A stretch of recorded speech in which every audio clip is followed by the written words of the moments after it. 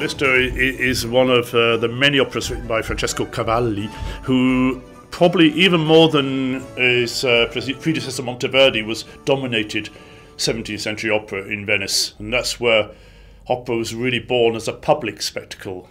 The speed of movement from scene to scene is very fast, whereas in the later Baroque operas like Handel, this is much more reflective.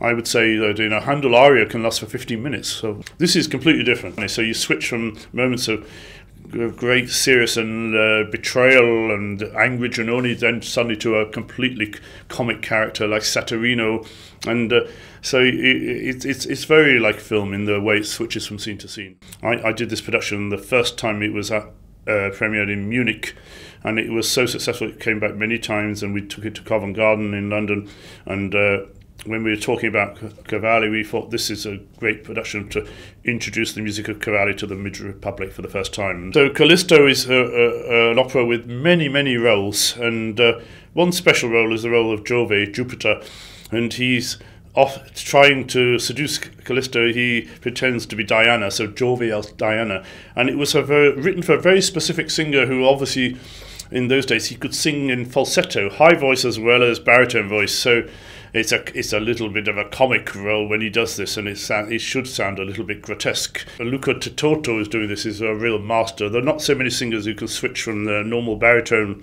the real instrument, to a little bit of a comprimario, sort of high falsetto voice. So this is a very interesting role. Then the role of Calisto itself is a sumptuous role with beautiful music, sensual music, and we have the very fine Louise Adler, she is a very charismatic artist, and that's exactly what you need for Calisto. There has to be a reason why Jove is going crazy over. And then we have her whole collection of comic stereotypes, Silvana Woodgods and Saturnino, played by the irrepressible Dominic Fils, who is one of the most brilliant actors I've ever seen, and commands the stage with comic brilliance, and I think people will enjoy this very much.